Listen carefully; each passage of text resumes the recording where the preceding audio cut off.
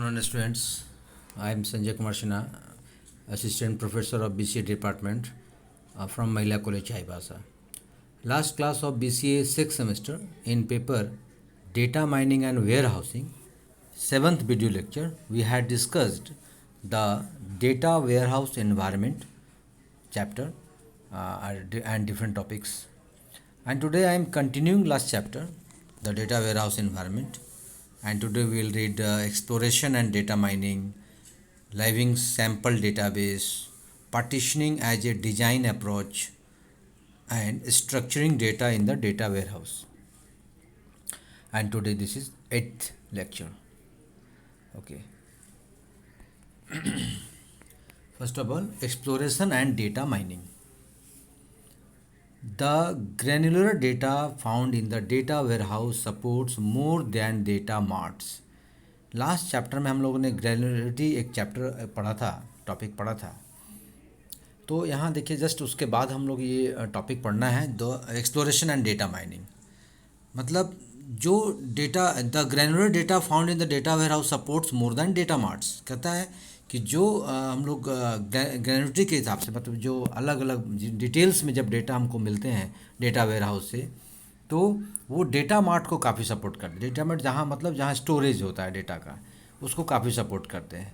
It also support the process of exploration data mining. और ये जो ग्रैनुलर डेटा है, ये प्रोसेस जो एक्सप्लोरेशन मतलब, और उसको अगर डिटेल्स उसको हम लोग चाहते हैं अगर सर्च करना, प्रोसेस करना, तो वैसे को भी ये सपोर्ट, उस तरह प्रोसेस को भी सपोर्ट करता है.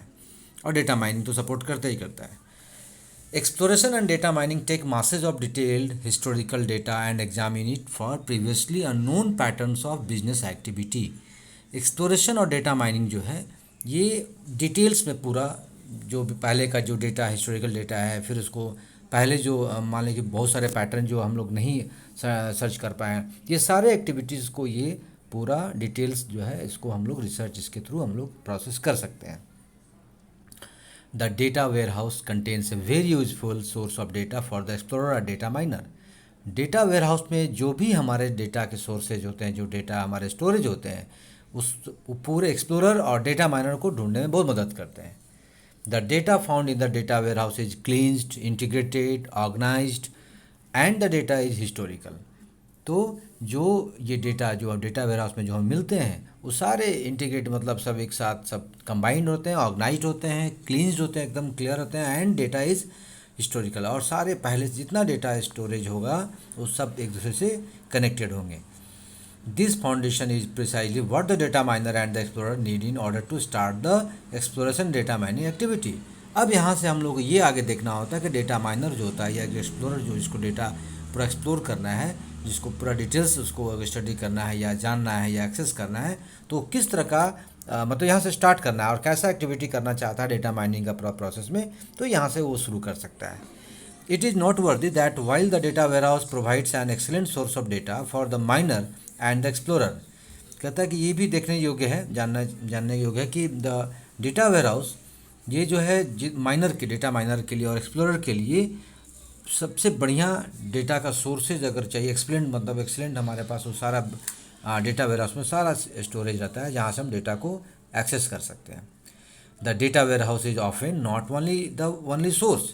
मतलब डेटा वेयरहाउस सिर्फ सोर्सेज ही नहीं है, मतलब वो एक तरह से सपोर्ट भी करता है. और एक्सलेंट सबसे बढ़िया, वहाँ से सारा हम लोग वहाँ से जो माइनर होता है, जो एक्सप्लोरर होता है, वो वहाँ से डेटा एक्सेस कर सकता है.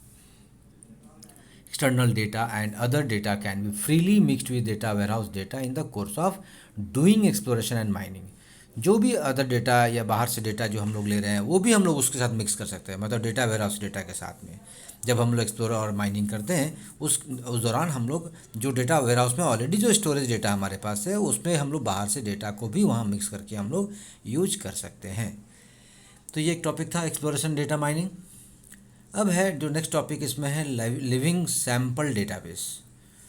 Occasionally it is necessary to create a different kind of data warehouse. कहता है जनरली ये हम लोग को ज़रूरत होता है कि जब भी डेटा वेयरहाउस में जो देखा गया कि अलग अलग टाइम्स के बहुत सारे डेटा वहाँ स्टोरेज रहते हैं. Sometimes there is simply too much data for normal access and analysis. कभी कभी ये भी देखा गया है कि सिंपल अगर एनालिसिस करना है, अगर एक्सेस करना है, तो बहुत सारे डेटा हमारे पास अवेलेबल होते हैं. When this happens special design approaches में बी यूज्ड। इस कंडीशन में कई एक जो स्पेशल डिजाइन उस कंडीशन में हम लोग यूज करते हैं। And interesting hybrid form of a data warehouse is the living sample database, which is useful when the volume of data in the warehouse has grown very large। जब आपके पास बहुत data warehouse में अलग अलग तरह का डेटाबेस रहते हैं तो हम लोगों को एक हाइब्रिड मतलब मिक्स टाइप का डेटा जो अगर हमें चाहिए अगर एक्सेस करना है तो उस कंडीशन में एक हम लोग डेटा वेयरहाउस में एक जो लिविंग सैम्पल डेटाबेस हम लोग उसको यूज कर सकते हैं। The living sample database refers to a subset of either true archival data और lightly summarized data taken from a data warehouse. ये लिविंग सैम्पल डेटाबेस है क्या? ये एक्चुअली जो हमारे पास डेटा है, जो एक्चुअल डेटा हमें चाहिए, जो आर्काइव करना है, जो हमें एक्सेस करना है, और या जो एक तरह सबसेट और लाइटली समराइज मतलब एक तरह से सारे जो बड़े बड़े डेटा बेस है उसमें जो डेटा स्टोरेज है उसका एक समराइज्ड डेटा जिससे हम उसका यूज हमें करना है तो वो हम लोग उसको कर सकते हैं living sample database. The term living या लिविंग जो कर सकते हैं stems from the fact that is a subset a sample of a larger database, and the term sample stems from the fact that periodically the database need to be refreshed। देखिए दोनों word का अलग अलग यहाँ पर हम लोगों ने मीनिंग यहाँ डिस्कस किया है। लिविंग जो स्टेम्स मतलब क्या करता है फैक्ट, एक्चुअली डेटाबेस तो हमारे पास बहुत सारा है, बस उसमें हमें चाहिए क्या, फैक्ट क्या चाहिए, जो डेटाबेस बड़ा आपके पास स्टोरेज है। सैम्पल मीन्स जो उसमें से अगर हमको एक अलग से मतलब डेटाबेस हमें जो चाहिए वो अलग से उसको सैंपल के रूप में हम लोग यहाँ यूज करेंगे। In some circumstances, for example statistical analysis for a population और profiling, a living sample database can be very useful and can save huge amount of resources. Example के तौर पर जैसे मान लीजिए पॉपुलेशन में से हमको कुछ एक एनालिसिस करना है, स्टैटिस्टिक्स हमको दिखाना है, प्रोफाइलिंग उसका एक निकालना है, तो यहाँ से लिविंग सैंपल डेटाबेस यहाँ बहुत यूजफुल होगा जिसका हम लोग यूज कर सकते हैं। ठीक है। एंड और ये जो है कई बहुत बड़े मतलब रिसोर्सेज तो हमारे पास बहुत सारे हैं बट उसके ह्यूज अमाउंट्स ऑफ रिसोर्सेज को ये सेव कर सकता है। But there are some severe restriction and the designer should not build such a database as a part of the data, ठीक है, warehouse unless he or she is aware of the limitations। कहता है कि but इसमें कुछ restriction है, कुछ रोक है जहाँ डिजाइनर जो है इस तरह का डेटाबेस अलग से वेयरहाउस से नहीं कर सकते और इसीलिए ये लिमिटेशन वो अपना जानते हैं कि हमको क्या करना है। ठीक है। नेक्स्ट जो है देखिए उसी को डिटेल्स यहाँ पर हम लोग को पढ़ना है। Living sample database, A living sample database is not a general purpose database. Simple अगर कह सकते हैं कि जनरल पर्पस डेटाबेस नहीं है। If you wanted to find out whether J Jones, एक सिंपल एक नाम दिए हम लोग कस्टमर का, we would not look into the living sample database for that information। It is absolutely possible for J Jones to be a customer but not be on record in the living sample। These databases are good for statistical analysis and looking at trends and can offer some very promising results when data must be looked at collectively।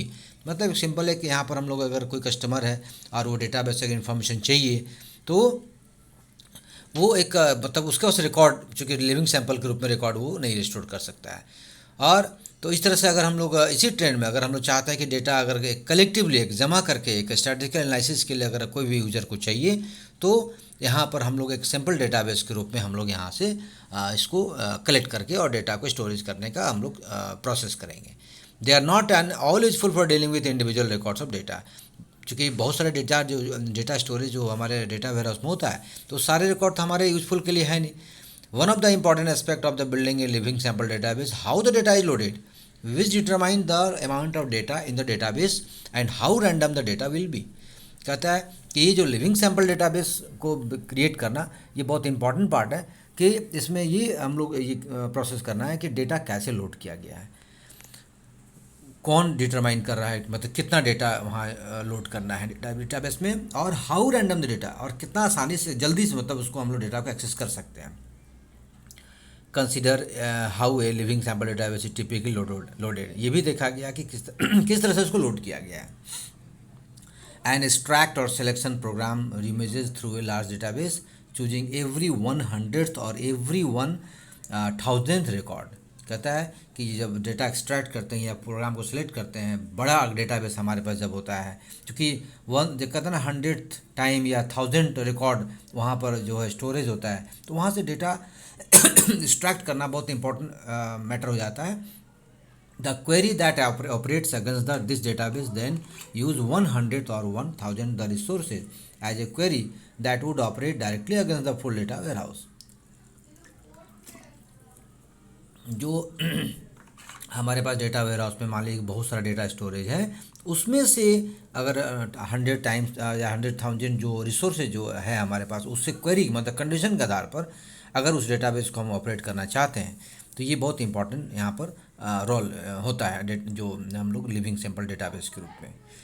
The selection of records from for inclusion into the living sample is usually random. और इस तरह का record को एक तरह से randomly मतलब जहाँ तहाँ से हम लोग सेलेक्ट करना, ये हमारा लिविंग सैम्पल का डेटाबेस का काम है. On occasion a judgement sample is taken in which a record must meet certain criteria in order to be selected. Generally मतलब ये देखना है, ये हम लोग को डिसीजन लेना है कि कौन सा सैंपल लेना है, किस कंडीशन में कैसा रिकॉर्ड चाहिए, वो सिलेक्ट करना बहुत इंपॉर्टेंट पार्ट है. The problem with judgement samples is that they almost always introduce bias into the living sample data. और यही जो है जजमेंट, ये जो है लिविंग सैम्पल डेटा को इंट्रोड्यूस करता है कि कैसे हम लोग डिसीजन लें कि कौन सा डेटा हमें चाहिए. The problem with random selection of data is that it may not produce statistical significance, but however it's done a subset of the data warehouse is selected for the living sample. कहता है कि ये problem है कि अगर मान लीजिए कि अचानक कहीं से डेटा हमको चाहिए, वहाँ से रैंडमली हम सिलेक्ट करना है, और तो वो क्या है कि हमारा जो हमको चाहिए वो तो स्टैटिस्टिकल सिग्निफिकेंस उसका महत्व नहीं होगा. तो लेकिन ये देखा गया कि ये कैसे किया गया, और वो जो सिलेक्ट करना है डेटा वेयर हाउस से, ये सबसे इंपॉर्टेंट पार्ट है, क्योंकि वो हमारा यूजफुल हो और हमारे स्टैटिस्टिकल सिग्निफिकेंस के रूप में उसका हम यूज कर सके. The fact that any given record is not found in the living sample database means nothing, because the processing that operates against the living sample data does not require every record in the data warehouse to be in the living sample. कहता है ये fact है, जो record वहाँ पर मान लीजिए कि नहीं मिला, मान लीजिए जो हमको चाहिए, तो जो भी मतलब कि जो ऑपरेट जो भी लिविंग सैंपल में जो डेटा अगर उसमें नहीं है, तो वो सैंपल नहीं हो सकता है. क्योंकि अगर हमारे जो फैक्ट चाहिए जो हमें ढूंढ रहे हैं, अगर वो हमें नहीं मिल रहा, तो उसका मतलब ये है कि वो हमारा यूज़ का नहीं है, और वो रिकॉर्ड जो भी डेटा वेयर हाउस में हमारा जो रिकॉर्ड चाहिए वो वहाँ पर अवेलेबल नहीं है. The greatest asset of a living sample database is that it is very efficient to access. और लिविंग सैंपल डेटाबेस का सबसे बड़ा एक बेनिफिट हम लोग कर सकते हैं, एडवांटेज कर सकते हैं कि ये उसको आसान मतलब एक्सेस करना ये आसान है. Because its size is a fraction of the largest database from which it was derived it is correspondingly much more efficient to access and analyse. क्योंकि इसका जो साइज जो होता है बड़े डेटाबेस से इसको डिराइव किया गया रहता है, मतलब उसको एक शॉर्ट आउट किया गया रहता है ताकि एक्सेस करना और एनालाइज करना आसान हमारे लिए हो. Put another way, suppose an analyst takes for 24 hours to scan and analyze a large database, ठीक है. मान लीजिए कि अगर एक रास्ता हम लोग देखते हैं कि अगर कोई एनालिस्ट है और उसको हमेशा स्कैन और डेटाबेस स्कैन एनालाइज करना है, तो it may take a little as 10 minutes to scan and analyze a living sample database. तो वो उसको 10 मिनट्स लगेंगे मात्र, ताकि डेटा को एक्सेस कर सके, स्कैन कर सके, मतलब वहाँ ढूंढ सके. In doing heuristic analysis the turnaround time is crucial to the analysis and that can be done. मतलब ये एनालिसिस करने वक्त ये टाइम जो है बहुत क्रूशियल होता है, ताकि तुरंत वो एनालाइज करके और डन मतलब काम को वो पूरा कर सके. It heuristic analysis the analyst runs a program, studies the results, reformulates the program and runs it again. इस कंडीशन में एनालिस्ट जो होता है प्रोग्राम को रन कराता है, रिजल्ट को स्टडी करता है, फिर से प्रोग्राम अगर ज़रूरत पड़ा तो रिफॉर्मुलेट करता है प्रोग्राम को और उसको रन कराता है.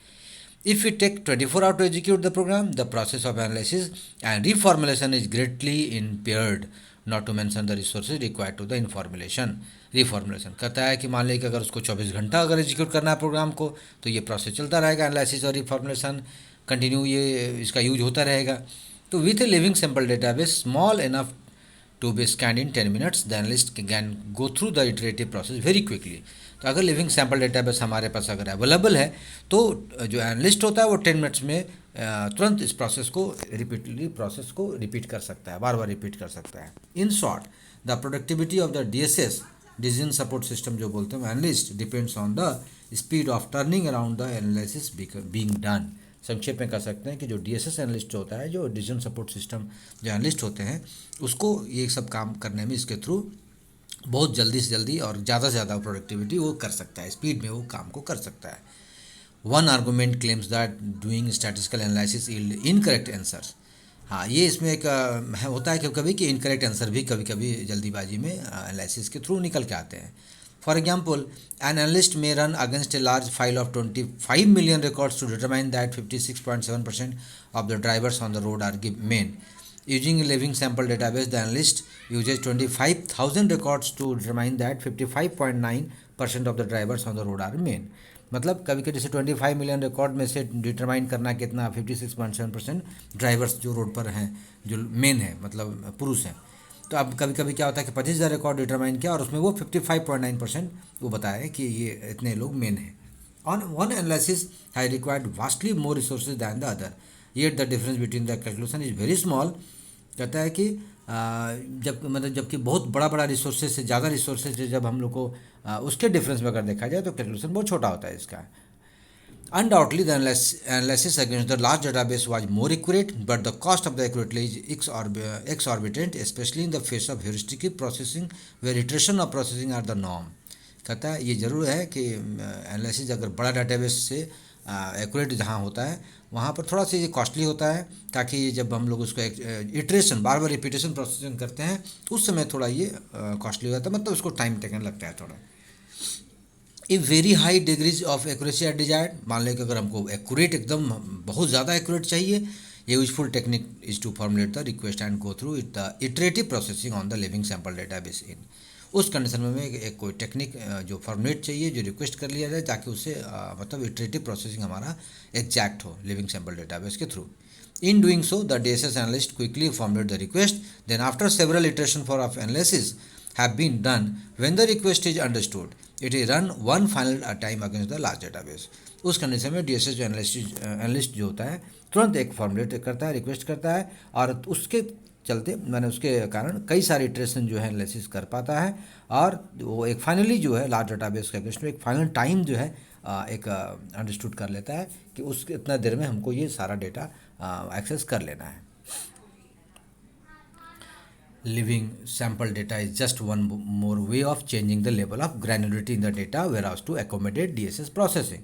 क्लियर है फाइनली कि लिविंग डेटा सैम्पल डेटा जो हम लोगों ने पढ़ा, ये एक चेंज, एक तरह से ग्रैनुलरिटी जो डेटा को वहाँ से हम लोग एक्सप्लोर कर रहे हैं, जो डेटा को और डिटेल्स हम लोग स्टडी कर रहे हैं, रिसर्च कर रहे हैं, उसको डेटा वेयरहाउस से एक तरह से डीएसएस प्रोसेसिंग के लिए अलग से जगह क्रिएट करना का ये एक प्रोसेस है, जो लिविंग सैम्पल डेटा के बेस के बारे में हम लोग जो जाने अभी। नेक्स्ट जो आपका टॉपिक इसमें पढ़ना है, partitioning as a design approach. A second major design issue of data in the data warehouse granularity के बाद इज़ दैट ऑफ पार्टीशनिंग। जब ग्रैनुलरिटी आप कर लेंगे उसके बाद एक डेटा वेयर हाउस का एक नेक्स्ट एक पार्ट आता है जो पार्टीशनिंग पार्ट है, उसका एक डिजाइनिंग करना वो बहुत इंपॉर्टेंट पार्ट है। Partitioning of data refers to the breakup of data into separate physical units that can be handled independently। किसी भी डेटा का जब पार्टीशन करना है, डिवीजन करना है, ब्रेकअप करना है अलग अलग फिजिकल यूनिट में, तो वो एक इम्पॉर्टेंट है और वो इंडिपेंडेंटली हैंडल हो डेटा के उसके थ्रू हम कर सकते हैं। In the data warehouse the issues surrounding partitioning do not focus on whether partitioning should be done but how it should be done. कहता है कि ये जो है डेटा वेयर हाउस में जो बहुत सारे अगर डेटा हमारे पास होता है, ये पार्टीशनिंग जो है ये फोकस नहीं करता कि वो पार्टीशनिंग कैसे किया गया, कहाँ किया गया, मतलब whether partition should be done कैसे करना चाहिए, but how it should be done मतलब कैसे ये होना चाहिए, इस पर ध्यान देता है। It is often said that if both granularity and partitioning are done properly then almost all other aspect of the data warehouse design and implementation come easily. कहता है कि ये अक्सर देखा गया कि ग्रैनुलरिटी और पार्टीशनिंग अगर प्रॉपरली वे में डन अगर किया जाए तो maximum data warehouse design का इम्प्लीमेंटेशन आसान हो जाता है करना। If granularity is not handled properly and if partitioning is not design and implemented carefully then no other aspect of design really matter. मतलब अगर ग्रैनुलरिटी अगर सही तरीके से नहीं किया गया है, पार्टीशनिंग अगर सही से डिजाइनिंग या उसका इम्प्लीमेंटेशन नहीं किया गया है, तो हम लोग कोई भी इस तरह का डिजाइनिंग और इस तरह हम लोग फिर नहीं कर पाएंगे। Proper partitioning can benefit the data warehouse in several ways. तो अगर डेटा वेयर हाउस का अगर सही से पार्टीशनिंग किया गया तो क्या बेनिफिट देगा वो हम लोग यहाँ देखना है। पहला उसका सबसे बड़ा बेनिफिट है लोडिंग डेटा, डेटा को लोड करना आसान है। एक्सेसिंग डेटा, डेटा एक्सेस करना आसान है। आर्काइविंग डेटा, डेटा फिर एक्सेस करके फिर वहाँ से डेटा को हम अगर लेना चाहें तो आर्काइव कर पाएंगे डेटा को। डिलीट डेटा, डेटा को डिलीट करना आसान है। मॉनिटरिंग डेटा, कौन सा डेटा हम कर पाए या एक्सेस कर पाए या नहीं कर पाए तो उसको मॉनिटर करना आसान है। Then last finally storing data, data को स्टोर करना भी आसान है अगर पार्टीशनिंग प्रॉपर वे में किया जाए तो।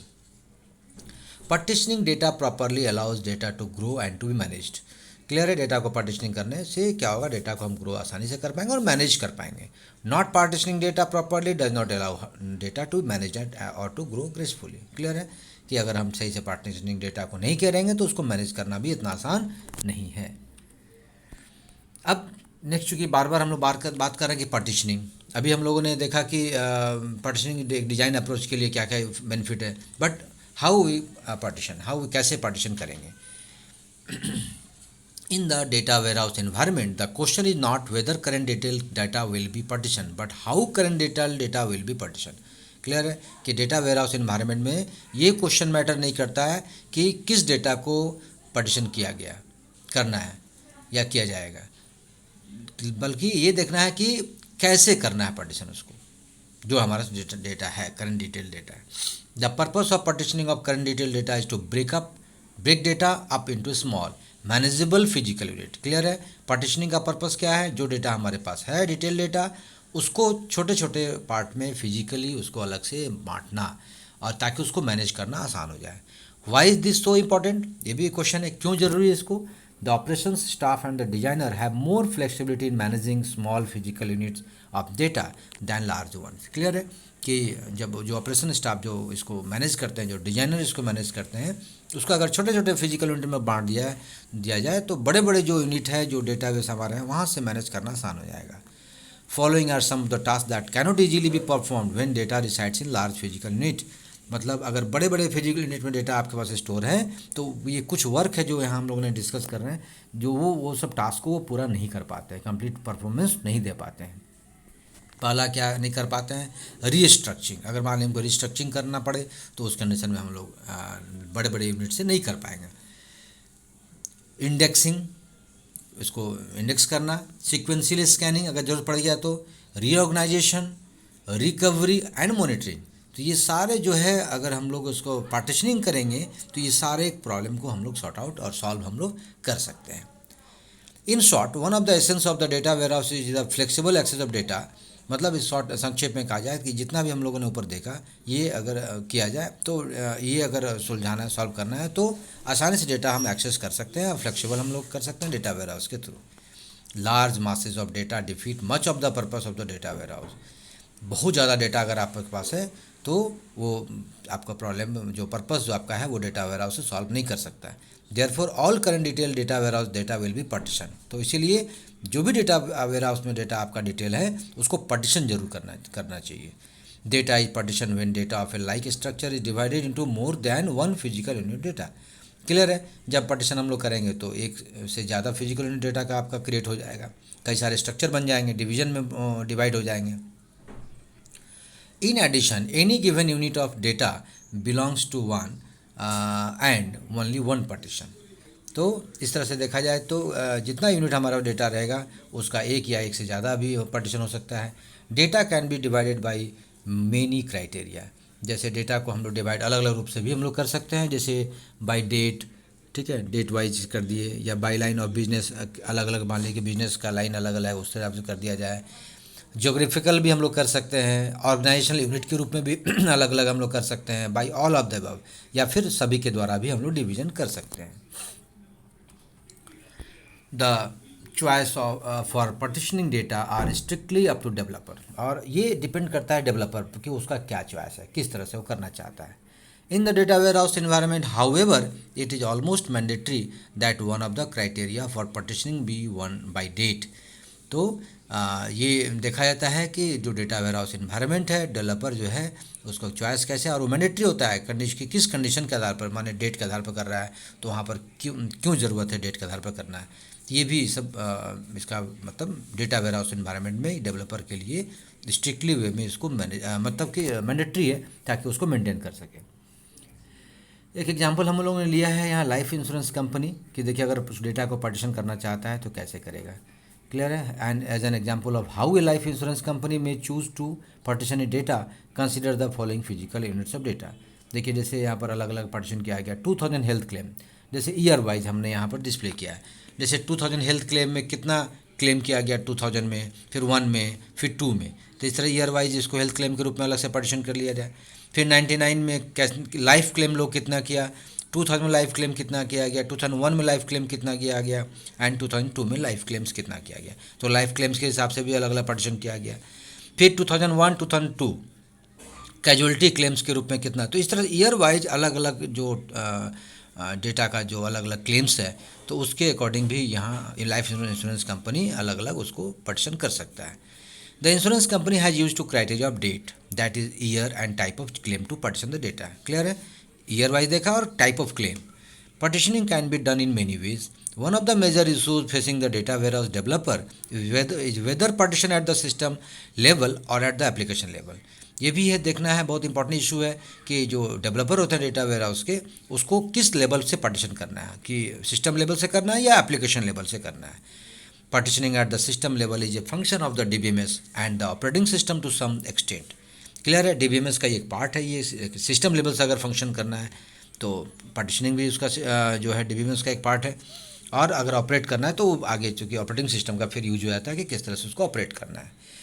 Partitioning at the application level is done by application code and is solely and strictly controlled by the developer and the programmer. So the DBMS and the system know of no relation between one partition and the other. Clear है कि partitioning जो है application level पर देखा है तो application code में किया जाता है और वो डेवलपर और प्रोग्रामर को कंट्रोल में होता है ताकि DBMS उसको मतलब देख पाए। और सिस्टम चूँकि अगर मान लीजिए एक से ज़्यादा पार्टीशन या अगर है रिलेशन तो उसको देखना पड़ेगा DBMS में कि उसका चूँकि रिलेशन ना हो और एक दूसरे से वो कैसे आपस में कैसे जुड़ा हुआ है। ये भी बहुत इंपॉर्टेंट पार्ट है जो कंट्रोल डेवलपर और प्रोग्रामर की कंट्रोल के में होता है, वो सारे लोग मैनेज करते हैं। As a rule it make sense to partition data warehouse data at the application level. कुछ रूल्स है जो जिसके रूप में एप्लीकेशन लेवल के रूप में अगर डेटा वेयरहाउस को अगर हमको करना है पार्टीशन करना है तो भी हम लोग को मैनेज करना रूल के फॉलो करना पड़ता है। There are some important reason for this, कुछ इसका चूँकि कुछ कारण है। The most important is that at the application level there can be different definition of data for each year. क्योंकि ये बहुत इंपॉर्टेंट पार्ट है कि एप्लीकेशन लेवल पर अगर देखा जाए तो अलग अलग हर एक ईयर का अलग अलग डेटा को डिफाइन करना होता है। There can be 2000 definition of data and there can be 2001 definition of data, क्योंकि ईयर वाइज वहाँ जब 2000 और 2001 का अलग अलग डिफाइन जब किया जाएगा तो उससे आप सही डेटा को वहाँ पर एक्सेस भी हम लोग कर पाएंगे year wise. The nature of the data in a warehouse is the collection of data over a long period of time. क्योंकि जो डेटा जो हम लोग अलग अलग पार्टीशन करते हैं तो उसको बहुत सालों तक वहाँ स्टोर कर रखना पड़ता है डेटा वेयर हाउस में। When the partitioning is done at the system level, the DBMS inevitably requires that there be a single definition of data. System level पर अगर किया जाए तो DBMS जो है इसको बहुत उसको सिंगल डिफिनेशन ऑफ डेटा को करता है। Given that the data warehouse hold data for a long period of time up to 10 years. क्योंकि जो डेटा वेयरहाउस में जो डेटा स्टोर होगा वो जैसे बहुत सालों तक रखना पड़ता है, जैसे 10 साल भी हो सकता है। And given that the definition regularly changes, it does not make sense to allow the DBMS or the operating system to dictate that there should be a single definition of data। मतलब कि कभी कभी जब ज़रूरत पड़ता है तो फिर वहाँ चेंजिंग भी करना होता है और वो DBMS को अलाउ करेगा ताकि वो डिफिनीशन अगर बदलना पड़े, कुछ अगर चेंजिंग करना है तो आसानी से कर पाएगा। By allowing the partitioning of data to be managed at the application level rather than the DBMS level, data can be moved from the one processing complex to another with impunity। मतलब कहता है कि जब हम लोग partitioning करते हैं तो एप्लीकेशन लेवल और जो DBMS लेवल होता है वो आसानी से मूव कर सकता है, एक प्रोसेसिंग दूसरे प्रोसेसिंग में आसानी से मूव कर सकता है। When the workload and volume data become a real burden in the data warehouse environment, this feature may be a real advantage। मतलब डेटा वेयरहाउस इन्वायरमेंट में इस तरह के जब बहुत ज़्यादा वर्कलोड होते हैं, बहुत बड़े बड़े डेटा का जब यूज हम लोग करते हैं, बर्डन होता है, उस वक्त ये बहुत इंपॉर्टेंट होता है, इसका बहुत एडवांटेज मिलता है।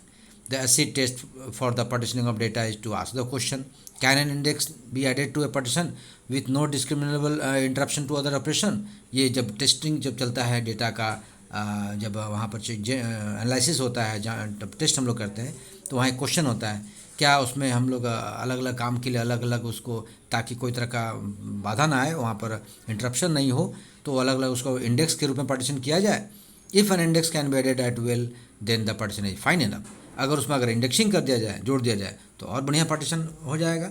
If an index cannot be added easily, if an index cannot be added easily then the partition needs to broken down more finely. मान ली इंडेक्सिंग वहाँ आसानी से नहीं हो कर पाते हैं, तो हम लोग वहाँ पार्टीशन आसानी से मतलब उसको एक तरह से हम लोग कर सकते हैं, पार्टीशन को फिर हम लोग फाइनली और ब्रोक डाउन मतलब छोटे छोटे पार्टों में हम लोग तोड़ सकते हैं। तो ये आपका जो टॉपिक था अभी हम लोगों ने जो पढ़ा, पार्टीशनिंग ऑफ डेटा, डेटा को कैसे पार्टीशन किया गया हम लोगों ने देखा। नेक्स्ट जो आपका टॉपिक है structuring data in the data warehouse. अब जो डेटा वेयर हाउस में जो डेटा स्टोरेज है उसका एक स्ट्रक्चर कैसे होना चाहिए। So far, we have not gone into what the data structure found in the data warehouse really look like. Many kinds of structure are found in the data warehouse. मतलब ये हम लोग नहीं जाते हैं डेटा स्ट्रक्चर फाउंड कितना कैसे दिखता है। तो वहाँ हम लोग डेटा वेयरहाउस में बहुत सारे स्ट्रक्चर वहाँ पर आपको मिलेंगे। We will look at some of the more common, जो कुछ हम लोग कॉमन हम लोग हैं उसके बारे में हम लोग यहाँ डिस्कशन करेंगे। Perhaps the simplest and most common data structure found in the data warehouse is the simple cumulative structure. तो ऐसे तो बहुत सारे डेटा स्ट्रक्चर आपको मिलेंगे डेटा बेस आपको डेटा वेयरहाउस में, बट ये जो कॉमन है जिसको हम लोग बोलते हैं क्यूमुलेटिव स्ट्रक्चर, जो हम लोग नेक्स्ट स्लाइड में हम लोग देखेंगे, नेक्स्ट फिगर के थ्रू देखेंगे। देखिए यहाँ पर हम लोग एक फिगर 1 जो नीचे आपको फिगर ड्रॉ मैंने करके दिखाया है, इसमें थोड़ा हम लोग एग्जाम्पल देखेंगे कि कैसे एक स्ट्रक्चर डेटा होता है डेटा वेयरहाउस में। Figure 1 shows the daily transactions being transported from the operational environment. After that, they are summarized into data warehouse records, which may be by customer, by account, or by any subject area in the data warehouse. The transactions in Figure 1 are summarized by day. In other words, all daily activity for a customer for an account are totaled and passed into the data warehouse on a day by day basis. देखिए diagram को थोड़ा सा हम लोग यहाँ समझे, उसी के बारे में हमने यहाँ पर डिस्कस किया है। देखिए यहाँ पर सिंपल लेफ्ट साइड देखिए ऑपरेशनल डेटा, 4 अलग अलग देखिए डेटा आपका अब जो जिसका हम लोग ऑपरेशन करें इसका यूज करना है हम लोग को। ये सिंपल क्यूमुलेटिव डेटा है। अब देखिए एरो करके राइट हमने एरो दिया, डेली ट्रांजेक्शन्स का अलग से देखिए आपको राइट साइड में जो अलग अलग दिख रहा है डेली ट्रांजेक्शन्स, ठीक है। नीचे देखिए डेली समरी, ठीक है। अब यहाँ डेली समरी में नीचे देखिए Jan 1 Jan 2 Jan 3 अलग अलग मंथ वाइज, जनवरी का अलग, फिर फरवरी का अलग, मार्च का अलग। तो ये डे बाय डे हर एक दिन का एक एक्टिविटी यहाँ पर हम लोग शो करेंगे और उसको मंथ वाइज उसको यहाँ पर हम लोग स्टोर कर रहे हैं। तो एक तरह से समराइज करके जो भी डेली का daily wise day by day जो भी हो रहा है वो सारा अकाउंट जाके वहाँ मेंटेन हो रहा है और डेटाबेस में चाहे कस्टमर करे या अकाउंट्स करे या कोई भी जो उसका सब्जेक्ट से रिलेटेड हो वो उसको करे। तो डेली ऑल डेली एक्टिविटी को कैसे देखिए मैनेज किया गया है। ये सिंपल जो डायग्राम हम लोगों ने देखा, the simplest form of data in the data warehouse is the data that has been accumulated on the record by record basis called simple cumulative data. तो रिकॉर्ड बाय रिकॉर्ड जब basis अगर हम लोग manage करेंगे, जब वहाँ हम लोग स्टोर करेंगे तो उसको हम लोग कहेंगे सिंपल क्यूमुलेटिव डेटा। नेक्स्ट जो फिगर देखिए figure 2 shows a variation of the simple daily accumulation called the storage of rolling summary data। अब देखिए इसी चीज़ को जो हम लोगों ने पिछले जो डे बाय डे हम लोगों ने किया रखा था उसको अब डे बाय डे उसको और रोलिंग किया जाए। The data passes from the operational environment to the data warehouse environment as it did previously. Just इसके पहले हम लोगों ने डेटा पास किया था ऑपरेटिंग इन्वायरमेंट के हिसाब से इन रोलिंग समरी डेटा, अब उसको और रोल किया जाए। However, the data is entered into a very different structure. For the first 7 days of the week, activity is summarized। अब वहाँ पर क्या था, मंथ वाइज हम लोग वहाँ स्टोर कर रहे थे।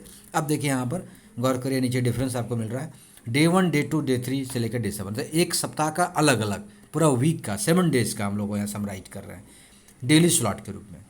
ऑन द 8th डे, जैसे ही 8वां डे आएगा क्या होगा कि द 7 डेज डेली स्लॉट है एडेड टुगेदर, सबको एक साथ ज्वाइन कर देगा और उसको प्लेस कर देगा फर्स्ट वीक में। देखिए वीक 1 नीचे placed into the first weekly slot, then the daily totals are added into the daily first slot। तो इस तरह से वीक के बाद फिर क्या होगा, फिर मंथ वीक 5 आते थे, फिर जैसे वहाँ से फिर मंथ 1 में आ जाएगा, फिर मंथ 2 मंथ 3, इस तरह 12 मंथ तक पूरा हो जाएगा। फिर 12 मंथ जब हो जाएगा तो फिर रोल होके वो क्या हो जाएगा, ईयर 1 में आ जाएगा। इस तरह से रोलिंग करते जाएगा समराइज को। तो इस तरह से हम लोग इस फिगर में देखें कि ये जो क्यूमुलेटिव डेटा था वो रोलिंग के रूप में कैसे समराइज हो जा रहा है, ठीक है, कंप्लीट करके फिर एक में जाके स्टोर कर जा रहा है। तो लास्ट में देखिए हम लोग इसको थोड़ा सा एक्सप्लेन किया गया है। At the end of the month the weekly slots are added together and placed in the first monthly slot. Clear है, उसी को जो हम लोगों ने यहाँ डिस्कस किया लास्ट डायग्राम में। वीकली स्लॉट एक साथ ज्वाइन होकर कहाँ चला गया, फर्स्ट मंथली स्लॉट में। अब वीकली स्लॉट वहाँ रीसेट टू जीरो, मतलब वो जीरो फिर रेडी हो गया हो, फिर से वह डेटा लेने के लिए, एक्सेस करने के लिए वीकली वो रीसेट टू जीरो, मतलब जीरो के रूप में आ गया। At the end of the year the monthly slots are added together. Year के लास्ट में क्या हुआ, टोटल 12 मंथ्स का स्लॉट को फिर जोड़ दिया गया and the first yearly slot is loaded, और पहला जो ईयर है उस पर जाकर लोड कर दिया गया, रोल करके लोड कर दिया गया। Then the monthly slot are reset to zero, फिर मंथली स्लॉट जो है रेडी हो गया, मंथली 1 मंथ 2 मंथ 3, फिर आपका वो जीरो के रूप में आ गया, ताकि वहाँ फिर से वो जब वो वीकली वाला जो स्लॉट का डेटा है फिर वो मंथ में आके स्टोर करे। There are many more way to structure data within the data warehouse. इस तरह बहुत सारे हैं जो थोड़ा सा हमने एक चार हम लोगों ने यहाँ पर मेंशन किया है।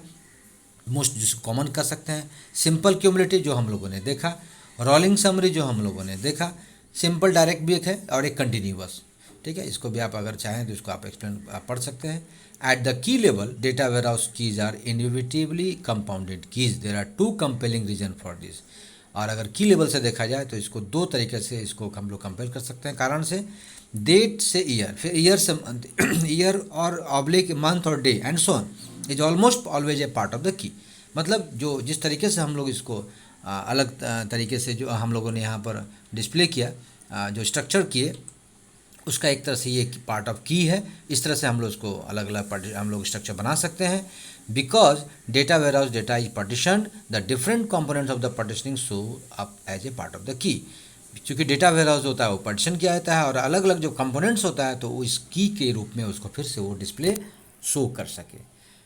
तो आज हम लोगों ने ये सारे टॉपिक को हम लोग पढ़ा, जो structuring data in the data warehouse, और लास्ट हम लोग फिर अगले हम लोग क्लास में फिर आगे नेक्स्ट हम लोग पढ़ेंगे।